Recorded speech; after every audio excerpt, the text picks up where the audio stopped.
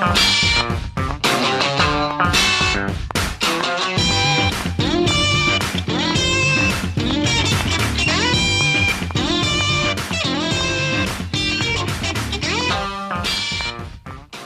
right, folks, if you like that tune, you got Peter Trulin to thank. Peter, thank you again for putting that together for us here on the Rec Poker Podcast. I am so pleased to be here because I've got the best freaking job in the world. If you don't know, my name's Jim Reid. I'm Bluff Sterini in the home game and at Rec Poker Jim on Twitter. And I get to hang out here with my poker friends talking about this great game that we love here on the Rec Poker Podcast. This is a special edition of the podcast. We're talking about the feature mixed game of the month, but we'll get into that in just a second. First, I have to mention that we're brought to you by the Running Aces, the official sponsor of the Rec Poker Podcast.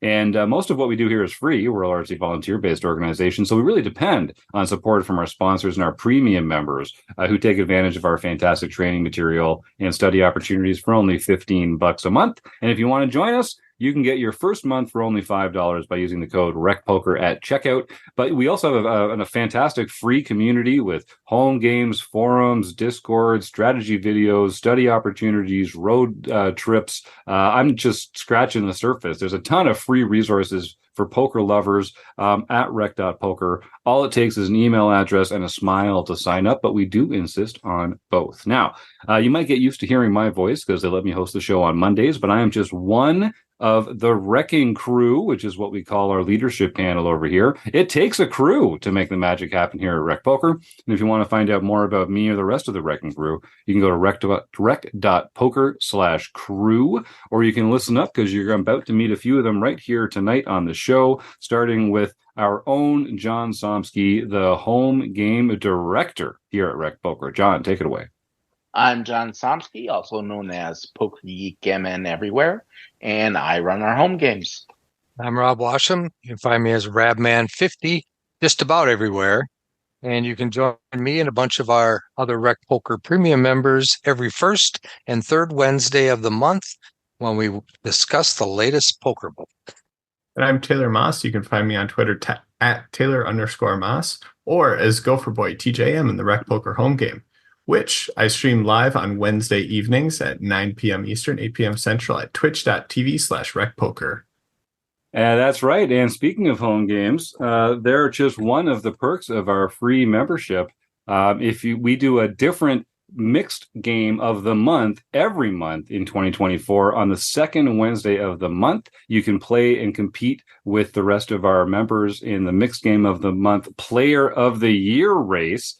And so, because I know a lot of our listeners are No Limit Hold'em players, we're trying to drag y'all kicking and screaming into the mixed game streets. And so we're releasing a mixed game episode every month, just focusing on the game that we're going to be playing next month. So next month, that game is Limit Deuce to 7 Triple Draw. And so we're going to talk about that game today. We're going to get some tips from some experts. And then there's going to be some practice mixed games in the home game club that you can play leading up to when the tournament next month starts for all the marbles. So if I've done the math right, this episode comes out on Tuesday.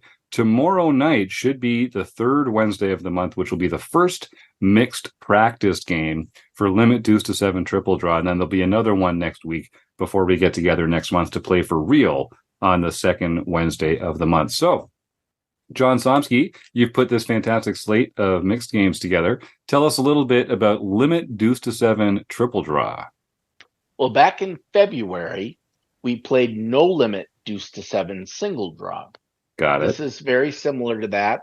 It's also similar to any of our other limit games. So it's limit instead of no limit. As you can say, when you have Deuce to 7, that should let you know that it's a low ball game. So the worst possible hands win. Because it's called Deuce to 7, that's because Deuce 5 4 3 or 7 5 4 3 Deuce is the best possible hand in this game. That's why it's called Deuce to 7 versus Ace to 5. That means straights and flushes don't count against you. So you do not want to straighten this game. You do not want to flush. But you do want all of the lowest possible cards. It's played as a 5-card draw game. So everyone is dealt 5 cards. There's a small blind and a big blind before the first betting round. So everyone's dealt 5 cards. Then under the gun will begin betting. You bet and call all the way around. It's just like any other limit game. So typically the raises will be capped at either 4 or 5 raises, depending upon the room that you're in. And you have 3 draws that go on that. So pre-draw, you bet, everyone draws, and you draw in order. So it'll be the person right after the dealer discards the number of cards that they want. You can draw all 5 cards if you want to, but if you're drawing 5 cards, unless you were in the big blind and you didn't have to put any more money in the pot, you probably shouldn't be playing that hand. Or you could draw 1 or 2, whatever you feel is appropriate. The big difference between this and the single draw game, because you have 3 draws, the strengths of the hand in the end are going to be higher because you have 3 tries to get at it. Like I said, you have 3 drawing rounds. After the second and third draw, that's when the big bet comes into play. So the betting has just doubled from the first 2 bet games. In general, you need to have a strong hand to win this game. It will be rare that a jack is going to win it, jack high. A 9 will win occasionally, but you don't feel real confident with it. You really want to have an 8 or a 7. Although if you've got a 7, that's a really good hand. Even if it's a 7-6, you're sitting pretty good. The best places to start, it's awesome to start with both a deuce and a 7 in your hand. You're guaranteed if you have a deuce and a 7, you are not going to get a straight. And it kind of leads you into having one of the stronger hands. If you do not have a deuce and you don't have any 7s, you don't have either one of them, it's questionable whether you want to play. Now, I play those hands all the time, but I probably play more hands than I should in this game too. Other than that, we've learned all of the skills. You've played deuce to 7 before. You've played limit poker before. You've played drawing hands before. So nothing here is new. It's just one more game to throw into the mix. And is this another one of those games where we're sort of starting from the top, comparing hands' strength? So 7-6 would lose to 7-5, even if there was, or 8-6 would lose to 8-5, even if the 8-6 hand had a higher lowest card. It doesn't actually matter how high your lowest card is. It matters how low your highest cards are. Correct. Okay.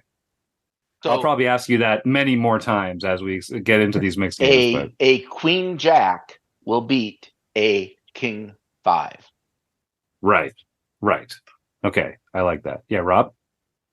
Something that I notice when we're playing this in the home game sometimes, some people confuse the fact that ace is always high. And I see it happening. We get to they call a bet on the river or whatever, and they show with it, they have an ace. And they have an ace to a 7. They have an ace 7. Right. Yeah. And in their mind, they're thinking, well, how come I got the ace here? What's going on? So keep in mind, the ace is always high. That's why they call it deuce to 7. Not only that, but they also stood pat on the last draw. Right. Exactly. And I wonder what, and then you realize they flip it over and they have an ace in their hand, and you go, well, okay, they don't quite understand the rules. In online, it's very difficult to let them know. So you just, okay, maybe they'll figure it out. A couple things. We talked before about how position is very important in these draw games. Hugely important, because you can you get a lot of opportunities to bluff your opponent when you're in position. Mhm. And let's say you have a one card draw. Let's say you're sitting there with a jack and everything's 7 or lower. That's not a good hand in triple draw. But if you're on the button and everybody else is drawing 2 or 3 cards, you could stand pat and bluff the heck out of them, especially on the last draw. So keep that in mind. Never draw 4 or 5 unless you're in the big blind.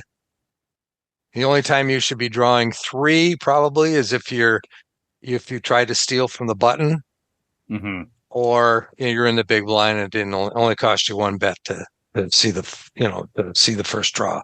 So basically, you're going to be drawing 1 or 2 most times.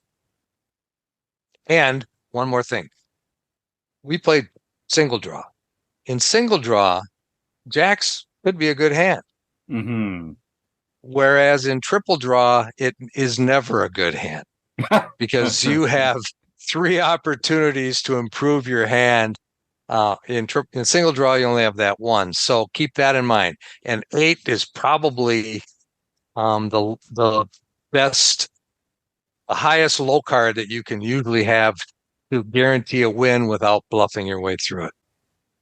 I like that a lot. Yeah, Taylor. Yeah, I feel like it's easy to try and compare this to the no limit deuce 7 single draw version that's out there, but there are a good amount of differences. Rob hit on some really good ones. In the single draw version, which we played back in February, there is a ton of value of drawing a low number of cards so that your hand can't be foiled after 1 single draw. So if you've got a jack high, you've got a 10 high, like those are decently good value hands to potentially pad on. Or, if you're drawing to a 9 high and you draw 1, that's a relatively good idea because you have 1 single draw. That is your 1 piece of information that you're giving to your opponent or you're getting from your opponent, followed by the last round of betting. But as you can imagine, with more draws, like John said, the strength of hands goes up. So you have to draw to those stronger hands. And like John said, if you don't have a deuce in your hand, nor do you draw to a deuce, the best possible hand that you can then have is an 86 if you don't have a deuce. So you've immediately deranked the potential of your hand. If you don't have a deuce or a 3, well, guess what? That now goes up to a 97, which is now your best possible hand. And it goes down quickly, where if you don't have a deuce or a 3 in your hand, it really doesn't make a ton of sense for you to be playing those specific openings or drawing to those hands. Having the 7, like John said, is good because then it keeps you from potentially foiling yourself by getting a straight.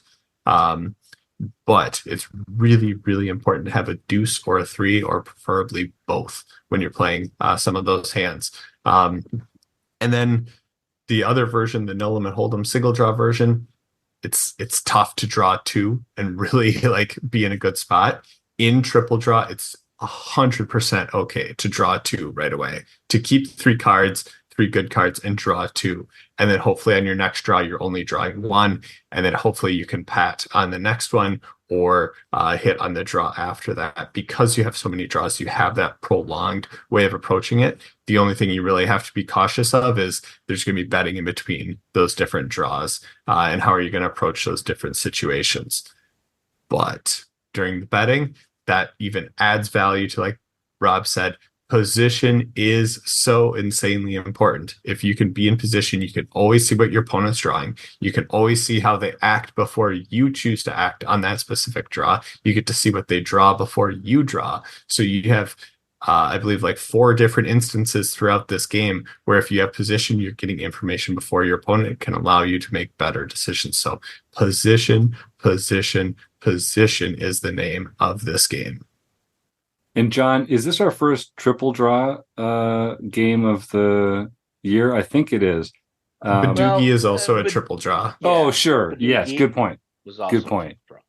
And so you get a sense of, I guess, similarly to that, then you kind of get a sense of, you can refine your read on your opponent's hand by the multiple draws, more effectively than you can from just a single draw as well. You can kind of chart the progress. Are they improving? Aren't they? And like you mentioned, that was it can affect the lines that you take, not only with your betting, but with your drawing, not only to decide whether to break something or not. And boy, I'm sounding like I know what I'm talking about. Mixed games now, breaking hands, and oh my God, holy cow, who's this pro? But also like whether to bet or not, because you can try and mislead your opponent to the strength of your hand by the drawing action as well as by the betting or raising action. So I think that's a really interesting part of these triple draw games. Right. To go deeper from what you're saying, just to like add more clarity to it, like breaking a hand and like what we're talking about in some of those spots. Like say you have the button, you have position, and with your second to last draw, you draw to a 97. So you have a 9 high for a low, which is good, but it's not amazing. If your opponent had just pat, you have to be somewhat concerned around the strength of your hand when you drew to a 97. And your next draw, you probably should break the 9 and try and go for a 7 high for your low. If your opponent instead drew 2 and then you hit a 97, you should feel way better about the strength of your hand. What's the likelihood that they can beat a 97? And then if you bet and they call and then they still draw 1 on the last, great opportunity for you to not break your hand, mean not ditch the 9 to try and go for an even better hand because you have a fairly strong made hand. And then you can feel good about that spot. It's why position is great. It allows you that information to decide what should I be doing with my hand in specific spots. And I mean, half the deck is high cards. So anytime someone's drawing, there's a pretty good chance that they're going to get a hand. They're going to get a card that fouls their hand. If you're playing, like a decent, even like you say, Taylor, like a 9 or a 10 high, a lot of the time you're, well, I don't want to say, is it like one of these other games, guys, where like if you're holding a jack high and they draw 1, then you're 50-50 with them or something like that? I feel like, John, you used a heuristic like that for one of the earlier drawing games, but I'm not sure it applies in this case specifically. I might be leading our audience astray. It does. It does. I don't know where that actual breaking point is, if it's at jack or 10 or what, but you do need to be careful. You have to, if you don't have, you probably don't want to start off with, you want to have 3 cards drawing to a good 8. Good point. Okay. Don't play hands in general, unless you're in the big blind. Don't play a hand that doesn't have that, at least. You also need to be careful. I can't tell you how many times I've had a deuce through 5 and been drawing 1 card and pushing the action, and then I get the 6 on the river. So you think you've made your great hand, and then you look twice and, oh no, I've got a straight. Right. So it's gone from, a worse than if someone got a pair. Right. So, and in this hand, you really cannot be confident at all you're going to win the pot with anything worse than a 9. I mean, even in slowly played pots where it doesn't seem like anyone has anything, a 9's probably going to be the winning hand. Yep. And that kind of stuff matters because all the cards are hidden. So you don't have any sense of what kind of a hand your opponent has other than what they're drawing and what they're betting. So knowing sort of where the thresholds are for value hands feels like that's really important because you're mostly dealing with a black box of information. Right. So to just draw another difference, in Badoogie, if I'm dealt a Pat King out of the box, I'll often play that all the way down, depending upon how action goes. And it's going to win some amount of the time, a fair amount. It's a plus EV play to do that. Right. In this hand, if you're dealt a Pat Jack, you never play it. Whereas in single draw, you might. Right. But another difference, you have to get a feel for, and as you play, the more you play, you'll get a feel for where a good hand becomes great or really good or not so good or all that type of stuff. Well, you can see that, having more opportunities to improve just means that the hands at Showdown are going to be stronger. So that there's an obvious correlation there. That's really interesting. I love exploring these mixed games with you guys. This is so cool.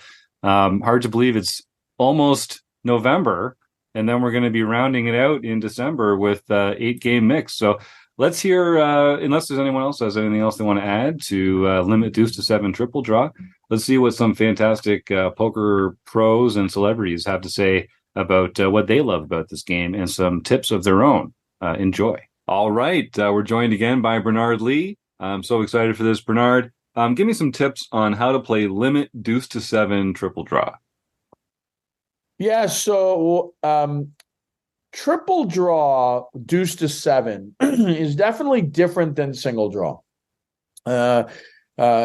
Single draw, you can have hands that aren't necessarily monster hands. And what I mean by that, a monster hand is really kind of like a deuce, a 7 or an 8. Those are really the hands that you really have to have. And again, I'm going to kind of repeat some stuff that I may have said before, but let's just make sure we understand what all these combinations are. The first hand, or the number one hand, or sometimes referred to as the wheel, is 2, 3, 4, 5, 7.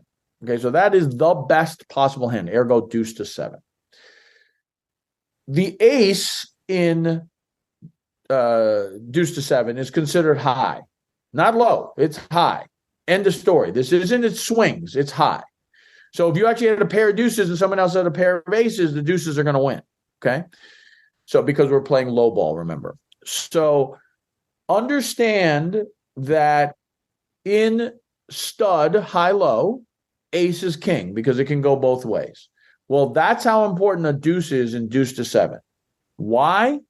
You cannot make a 7 without a deuce. Okay, let's make sure we clearly understand that. I'm going to be very specific about this.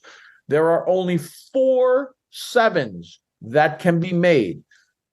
Let's make sure we understand the rules again. Deuce to 7, straights and flushes count against you. When you play ace to 5 low ball, they do not count against you. That's why you can have an ace 2, 3, 4, 5. That's a straight. But in deuce to 7, 2, 3, 4, 5, 6 is a straight. Therefore, it cannot be a low. Therefore, it's 2, 3, 4, 5, 7. So then what's the next one? 2, 3, 4, 6, 7. Next one, 2, 3, 5, 6, 7. Last one, 2, 4, 5, 6, 7. You cannot have 3, 4, 5, 6, 7. That's a straight. So please understand, for you to get a 7, you must have a deuce. People often, when they play this game, don't understand that right away. And they're playing and they go, well, I got 7, 5, 4. Okay. Yeah, but I have a chance to get a deuce, a 7. You don't have a deuce. What do you mean? You need a deuce. This isn't you had 2, 3, 7, and you could get 4, 5, or 6. You have 7, 5, 4. If you don't get a deuce, you're not getting a 7. Forget the other. You have to have a deuce. That's how specific it is. And also understand that the odds of other people playing, as much as when you're playing no limit and hold'em, the odds of someone holding an ace when they call is pretty high. Well, guess what? If 3 people are calling, at least 1 deuce is out, minimum, if not 2. So you're not really drawing the 4 deuces, folks. You're drawing the 2 at 3 at best. So you have to understand how important a deuce is. Have I conveyed this enough, folks? Deuce, huge, huge, huge, huge. Okay. So deuce is massive. Okay. So there's 4 combinations for a 7. Now let's take it to another level. 8, 85. There's 1 combination. 8, 5, 4, 3 deuce. There's nothing more you can do. There are 4 combinations of 8 sixes. Okay, so therefore there are 5 of those combinations. And then there are 9 combinations of 8 sevens. So what I'm trying to show you is that 8, 6, and better, there are 18 combinations. Sorry, 18. 9 combinations. 8-7, there are 9 combinations. So you can see how 8-6 and lower is so powerful, and how 8-7, I don't want to say is a bad hand, but it is not as good of a hand as you sometimes think it is. A lot of people think 8-7. 8-7s, unfortunately, are sometimes like death because you get caught there looking at it. You get a 7, right? You get 2. Let's say you initially start out and you draw 2, 4, 7. Great starting hand. Now you get a 5. You're like, oh, just need a 3 or a 6. And then on the last card, an 8 slides in, and you think, oh, great, I got an 87. That's okay. Not as good as you think, right? It makes such a massive difference that you have 2, 4, 5, 7, and if you slid in a 3, it would be number 1. If you slid in a 6, it would be number 4. But instead, now you have 8, 7, 5, 4 deuce. We're talking probably like 14 or something like that, right? I mean, that's such a massive difference of where you have, and anyone with an 8-5, 8-6 is going to have a huge advantage over you. So I really want everyone to understand how important a deuce is, okay? I also want you to understand that the straightening scenario is not a good thing. You know, some people look at it, they go, I have 8-6-5. This is phenomenal. I have 3 cards to a 7. It's not as good as you think. You know, you have to remember 7-6-5 and you get a 4. Well, now the 3 is dead and the 8's dead, and the only card that you can really win with is a deuce. And again, I told you, if we're starting out this thing, you're probably down to 2 or 3 deuces left in the deck. Some people get so excited when they look at 6-5-4-3. It's actually a horrendous hand. A deuce doesn't help you. A 7 doesn't help you. Literally, an 8 is the only card that helps you. So you have to be very careful when we're now in single draw. Those aren't as bad because if you pulled a 9, you could win, right? That's not as bad. But in triple draw, because you have to be so tight, it has to be so good. In some respects, you have to relate it to Omaha in the scenario of when you are playing Omaha, you cannot be drawing to the jack high flush and think it's going to win. It may win, but you can't be like, I got a jack high flush draw, let's go. You really need to be trying to drawing to the nuts, right? You want to be drawing to the ace high flush, the king high flush, right? And even king high flush, as many of you know who play Omaha, that's the death of it all too. And that's a lot of what 8-7s are in deuce to 7. Okay, triple draw, not single draw, okay? So I want to make sure you understand that. So let's go through these numbers one more time. 4 7s, okay? In total, there are 5 8-5s and 8-6s, and there are 9 8-7s. So in total 8s, there are 14 8s, okay? Then if you go to 9s, there are 34 9s, okay? So you can see how drastically it shifts over. Right? To get dealt a perfect is 2,500 to 1. So that's not happening. Okay, it's pretty tough, right? Yeah. So pretty tough to get that. So, but it is just something that for you to kind of think about. With regards to drawing, you definitely want to draw as few cards as possible. I would say 2 is the most you want to. You could draw 3 if you have the perfect 2-7, maybe 2-3, maybe 2 wheel cards. But the only time you really want to do that is 2 situations. One, if you're really like big blind, maybe if there was a limp and it comes to you on the button, okay. Another weird scenario is if you were dealt 3 deuces and a 4. And why I say that is, guess what? They can't have a deuce, right? So it makes it a very interesting scenario that you look at it and go, well, maybe if I pick off a 85, that's probably the nuts because they can't have a 7, right? Again, these are just things to think about. In that line, there is something in triple draw or deuce to 7 that's called snowing. Okay, I'm going to give you that kind of quick reference. Snowing is saying that you have so many good low cards that obviously they can't. If you got dealt 4 deuces, no one can get a 7. It's physically impossible. Physically impossible. So you know that if you push it really hard, that you're representing that you have a 7. They're probably, even if they have an 86, they may, if they're really solid players, they may have to let it go. If people don't know how to play the game, they look at an 86, they have no idea what you're doing, they'll still call, but that is a possibility. Okay. Snowing is not easy to do, and it has to be a very specific situation. I've seen people try to snow when they had 3 4s and two 3s. Not necessarily always the greatest case, because that's great. Thank you. But now I have 2, 3, 5, 6, 7. I didn't need a 4, right? You know, that kind of thing. Okay. So the real big ones are the deuces and the 7s for the snowing situation. Okay. Let's talk a little bit again about position. It's absolutely critical in position.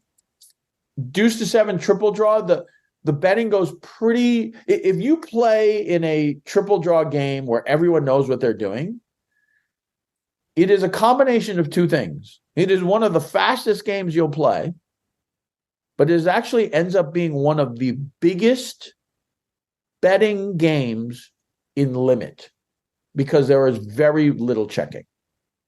No one will, rarely do you have check in a round. Rarely.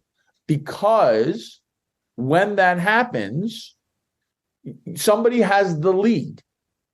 So as we start this whole thing out, someone raises, pre-draw, someone raises, call. They will draw. Often the person will have a card lead. In other words, they'll take 1, other people will take 2. When you play this game, it's blindfolded. You just bet. You don't even look. You don't have to look at your cards. I have a 1 draw. You have a 2 draw. I have an advantage. Bet. It's not really even a continuation bet. It is you have an advantage. Bet. So it's a very easy bet. Call. Okay. Next. Draw. So there's very little checking when it comes to it. And so that's why when you play this game, and if you play it in a tournament setting, later on, you cannot get involved in a hand unless you're ready to go, because you are just going to lose so many chips so quickly, because you're going to have to put in the full amount of bets. This isn't a 7-card stud where you may be able to check around. You cannot check. You will not check around. I promise you, you will not check around. So once you commit, you're going. You've got to go. Talking about position one more time, it's paramount in this game. The reason why it's paramount, ironically, is not as much in the first or second draw, but obviously the last draw. So like the first draw, if someone called and I called from the small blind, remember we have 3 draws. It's absolutely irrelevant what they are going to draw. If I have 2, 4, 7, I'm throwing away 2. It doesn't matter what they're going to do. If I have 2, 4, 8, it doesn't matter what they're going to do. I'm going to throw away 2 and I'm going to draw 2. So position in that spot doesn't matter. Okay. Often what happens is you put down your 2 cards. The dealer doesn't give you them. He goes around the entire table first, asks what everyone wants, makes a determination, says 2, 1, 2, 1, basically how many cards, and then slaps down the 2 cards, pushes them forward. In old school, they would slap the cards down and then slide them to you so they didn't flip over. In today's world, a lot of them, they like pitching them. Doesn't matter, but it's absolutely critical that you don't actually flip over a card, because this is obviously a cards hand down game, not card up game like stud. So as I said, the first and second draw, typically it doesn't matter. The reason why position matters more is the last draw, whereas let's say there's 2 people left. This is where it becomes similar to no limit deuce to 7, where, okay, and let's go over those rules. Jack, Pat, or Jack, you have a Jack low versus a 1 draw, 50-50. Ace king versus a pair, similar. If you have a queen and a 2 draw, and by the way, if someone's drawing 2 in that scenario, please tell me so I can go to that game every time and play against this person, because I will play against them all day and night. It's amazing when you see it. You'll still see it. But the point of it is that you want to make sure that you're in position in that so that you can tell. And so sometimes you will win a deuce to 7 triple draw with a 10 on the end. You'll pat it down. You'll check it down, right? You won't even think twice about it. But think about that. You're out of position. That person takes 1, and you look down and you have a 9. Why in the world would you draw? You're a favorite. So then you can sit there and you can pat. That doesn't mean you have a 9. You could be representing an 8 or a 7. Again, you're in position. So typically what will happen is the person out of position will just check. And then you'll just check back and you'll flip, I have a 9. Did you get it or not? If they lead out, well, that's your choice. You're going to have to make a decision. Are they bluffing? Or do you have to reluctantly be like, oh, I call, show me that you caught the 8 or 7. You know what I mean? But typically people who donk bet out there, they're not donk betting out, because obviously you could have an 8 or a 7 too. Who says that you don't have an 8 or a 7? You in your mind know that you have a 9, but the way you played it, you could easily have an 8 or 7. So typically people don't donk bet out there unless they have the absolute underline bold nuts, right? I mean, like, why would you do that? There's no reason to do that. I've seen it happen, and then I've had like basically number 2, and I go, really? All right, I raise. And then they reluctantly call and they flip over 8-6, and you're like, really? Really? There was no thought that and his response was, I thought you were bluffing. I go, well, not wrong. So like you don't necessarily think that you only have what you have. Okay. So that's why position is very important. Again, you want to be drawing smoother, not rougher. To reiterate what smoother means, you want your 4 cards below your high card drawing to a perfect hand. So you would rather have 9, 7, 4, 3 deuce as opposed to 9, 8, 6, 5, 3. Because if you throw away the 9 in that situation, you're drawing to an 8. The other way, you're drawing to a perfect. Okay, so that's a smooth. To have a rough hand, you don't want a rough hand. You obviously want smoother hands. In earlier position, you want smoother hands as opposed to later position where you could potentially have rougher hands. Why? Well, especially if they've all folded to you and you're on the button and you look down at a rough hand, but it's a, 8, 7, 6, 3 deuce hand. Yeah, it's not the best hand in the world. That kind of draw. 8, 7, 5 deuce draw, whatever, or 8, 7, 4. That's not a great hand, right? You still got straight possibilities, but because you're up against the blinds, I mean, who says they even have a hand, right? So at least you should have an advantage in that point. Let's relate it to no limit hold'em. You're on the button and you look down at ace 4. Normally in early position, ace 4 ain't that's not the stone cold nuts. But now that it's come around to you on the button and everyone's folded and you have an ace, that's a pretty solid hand at that moment. It's not great under the gun +1, but on the button, I'll take it all day and night, right? And then that kind of thing, right? So even king 10, king jack, something like that in early position, you're wary of getting into trouble. But now that you're on the button, now suddenly, hey, this is not that bad of a hand against 2 random blind hands, okay? So that's primarily with regards to a lot of the advice that I would say with regards to triple draw. It is, without a question, a very, very interesting game, a very, I don't want to say scientific game, but a lot of the decisions in triple draw are automatic, right? This is the hand I have. You really want to understand the starting hands. You do not want to be starting with straight draws. You don't want to be starting with the dummy side of the hand. You don't want 7, 6, 5. That's not what you're looking for. You really want to have that deuce, and that's kind of once you get that, once you understand the starting hands and understand how to be, then it's just almost automatic. Bet, bet, bet, bet. Give me 2. Bet, bet. Give me 1. Bet, bet, bet. Well, give me 1. And it becomes but if you don't understand those dynamics and you don't understand the basic fundamentals of that, you're going to throw away money left and right because you're just going to be chasing stuff that's just pointless. I've seen a lot of people who have 8, 6, 5, 3.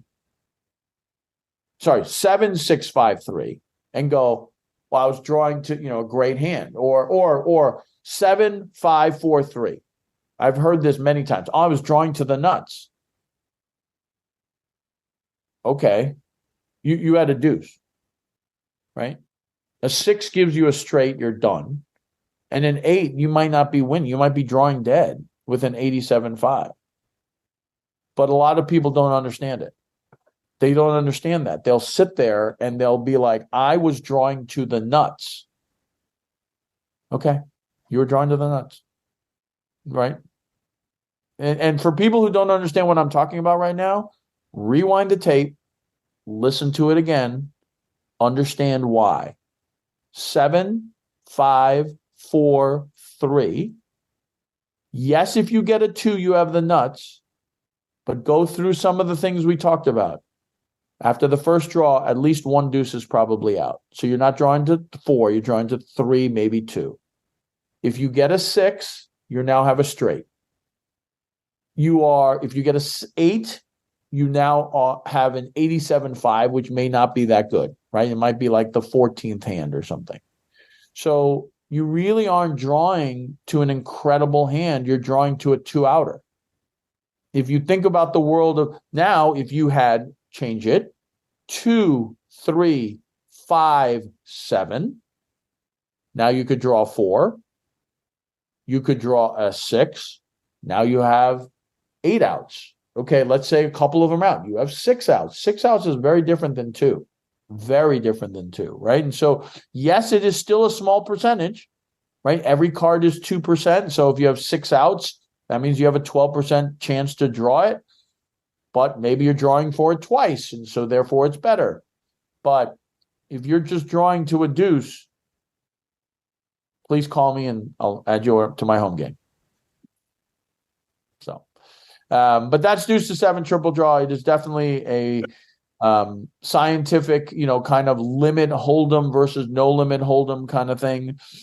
2 completely different games. I will be very honest that I have worked diligently on my triple draw game because I am a no limit deuce to 7, I would say specialist for better or worse. That's the game that I really feel intuitive about, whereas triple draw did not come as intuitively.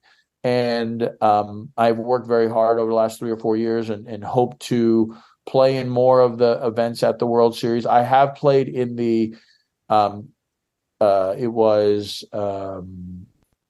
Badugi ace to 5 deuce to 7 triple draw event. It was a three tournament event. I played in that a couple times. I actually enjoyed it. The deuce to 7 and the ace to 5 were relatively easy for me. It was ironically the Badugi that kind of hurt me, and I've worked on that side of the fence as well.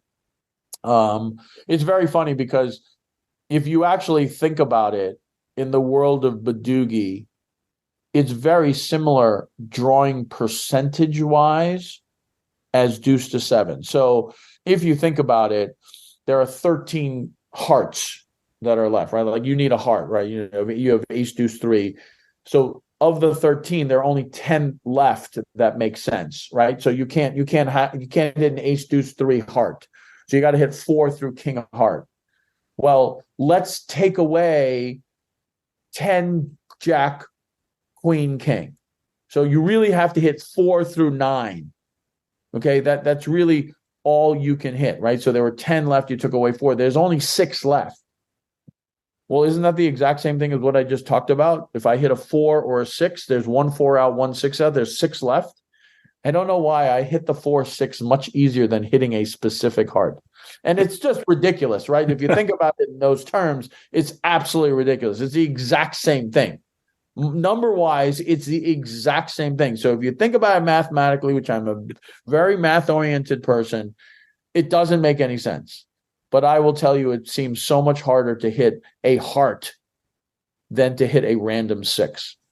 I'm just telling you the way I feel. And that's why I like deuce to 7 a hell of a lot better than Badugi. But so be it. But hopefully that helped all of you guys with deuce to 7, triple draw. Another great game as well, and hope you enjoy it and hope you pick up this game as well. Awesome. That was fantastic, Bernard. I love talking to you about this stuff. It's very natural for you talking about this. I can tell. I know you've done it a lot, and you're very familiar with the material, so it comes through. Yeah. So for better or worse, that's just kind of, I've done it so many times, etc. Having done, it is a lot of fun to do it. Unfortunately, so I don't know if you know a little bit of what's been going on with me, but I basically have, I still do it. I still have my show. I haven't released an episode in a while. I was going to ask about that. Yeah. Yeah, it's a long story. So I will say it. Are we recording? Can we stop the recording? Let me stop the recording. All right, Chad McVean, give us some advice on how to play limit deuce to 7 triple draw. Deuce to 7 triple draw is actually probably one of my favorites of the mixed games. A good tip that I find for my own play is if I'm in the blinds, I just need to have 2 cards that are between deuce and 7 in my hand to start with. You've got 3 draws, but you're going to get a good scene. You've already got money in the pot. When you're outside of the blinds, have 3 cards to start with that are between deuce and 7. And that way you have a better look. Being in position also is really important because you'll be able to see how many people have drawn ahead of you and have an idea of how strong their hands actually are. You surprisingly enough, with it being a limit game, you can definitely bluff a lot in this game. One other tip, if you're playing this live and there are many players in it, seeing the flop, the dealer is going to probably run out of cards. So there'll be a shuffle of the muck.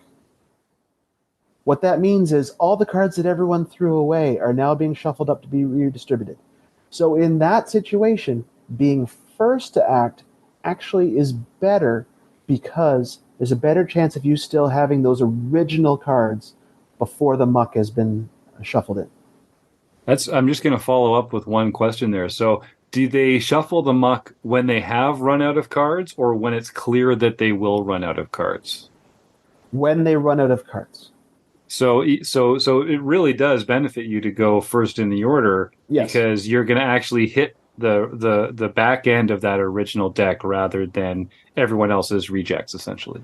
Definitely, yeah. If you have 5 people to the flop and you're going to see like the second round of betting and there's been a lot of discards, you are going to get that muck put into the hand again. And that's all the cards that people have thrown away. So it is better for you to be early to act in that situation. Great tip. Thanks, Chad.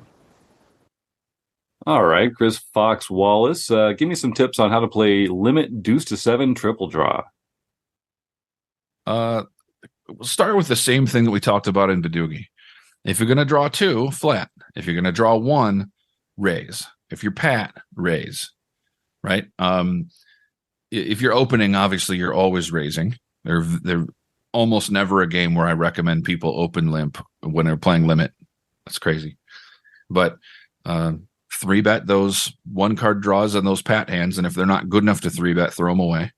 And flat those 3-card hands, and if they're not good enough to flat, throw them away.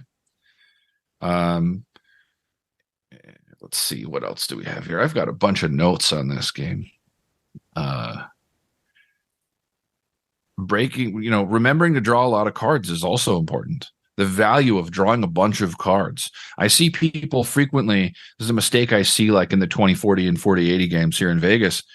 They will get like a pat 8-7 against a fairly tight range where they get 3-bet, and especially if it's like an 8-7 5-3 deuce or something, right? You have a potential draw to the nuts against a tight range where you might be drawing dead, and you should actually be breaking it. I see people showdown 9-7 in those spots sometimes. I'm like, you have to break that, right? I'm a big favorite drawing to a 7-6 against your 9-7 5-3 deuce, right? So you have to break those hands, and drawing a ton of cards is really valuable in these games. So if if you're drawing 3 to a 2-3-7, right? You're always never leave home without a deuce, and then have a 7 if you can, right? A deuce in your left pocket and a 7 in your right is the way to leave the house if you're going to play this game. And playing a 7-3 is much crazier than playing an 8 deuce, but the 7 deuce is nice if you're going to play a 3-card hand. All right, Kathy Chang, give me a tip on how to play limit deuce to 7 triple draw. Limit Deuce to 7 Triple Draw is a really fun game, and I love it because, well, for one thing, you're playing 6-handed, so you have a lot of extra elbow room, which I love, and a lot more play. So the goal in Deuce to 7 Triple Draw is to win the worst hand. You have 5 cards, and you can draw to complete your best 5-card hand. And the best 5-card hand in Deuce to 7 Triple Draw would be Deuce 2, 3, 4, 5, 7. And to achieve that, you would want to always have a deuce and try to always have a 7 and maybe 2 or 3 of these other low cards, because that's the way that you can make the best Deuce to 7 Triple Draw hand. Okay, Mike Patrick, give me some tips on how to play limit deuce to 7 triple draw. All right. Well, the one steadfast rule that has always been in play with limit deuce to 7 is do not leave home without a deuce. The deuce is the most powerful card in this game. A lot of people think that the 7 is equally as powerful. It really isn't. You can't make the nuts without a deuce. You can only make, I think it's the 9th strongest hand or something if the 3 is your lowest card. So you're really handcuffed if you do not have that deuce. In late position, you can get away with a little more, but you do have to be playing the hand aggressively. It's the same as any poker game. You can open up your range more in late position because you've got less hands to get through. So you can open a little wider in late position, but just recognize that if you get played back at, that you are going to need to be careful. If you're, padding like a 9 or a 10 or something like that, if you've got something that is strong relatively against the blinds, but is going to be vulnerable to draws. So your best bet is to just, have those strong hands, have that possibility to make a really good hand because you have the deuce, because you have the 3-4. Just be careful with the higher cards in there. Start from the bottom up, and definitely be trying to make that deuce 3, 4, 5, 7. All right, Norman Chad, give us some advice on how to play limit deuce to 7 triple draw. Limit deuce to 7 triple draw, fascinating game. And it's, again, the best low hand is 2, 3, 4, 5, 7. Aces are high, they're bad. So this is no straights, no flushes, deuce 3, 4, 5, 7. The deuce and the 7 are the most important cards. When you hold them, you know that obviously other people aren't holding them. So you get 3 draws here. So you're more gambling players, they'll draw 3 with 2 to a wheel there. They'll draw 3 certainly with a deuce and a 7. They'd love to draw 2 with a 2, 4, 7, a deuce 5, 7. So again, you want to be drawing to a 7 or an 8. You want to have as many 7s or deuces that you've seen as possible. You can do something in this game called snowing, which is pretending you have a made hand when you have nothing. Like you might draw 1. You might have like deuce, deuce, deuce, 7, 7. And so you have 3 deuces and 2 7s. And so you just pat, and nobody else is going to have a wheel. So you might get away with that. If you're playing against really, really, really bad players, you can't get away with that. They're going to call you down on anything. They're going to call you down with a queen jack. So don't try to do that against anybody in my family. But yeah, it's a great game. As usual, you want to figure out at the end of the hand, you want to have an 8 or a 7. Usually nothing else is going to win.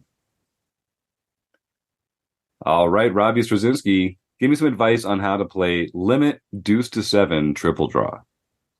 Don't leave home without a deuce. If you're holding on to however many cards, let's say you got a 3, 4, and a 5, don't draw to the deuce. You're basically, deuce is fickle in the strongest hands. Give yourself the opportunity to get those other cards, but start out with that deuce. If you don't have a deuce, when you're done, there's 4 of them. If you don't have a deuce, wait till the next hand. All right, Shannon Van Den Berg, give me some advice on how to play limit deuce to 7 triple draw. Okay, thank you. I love this game.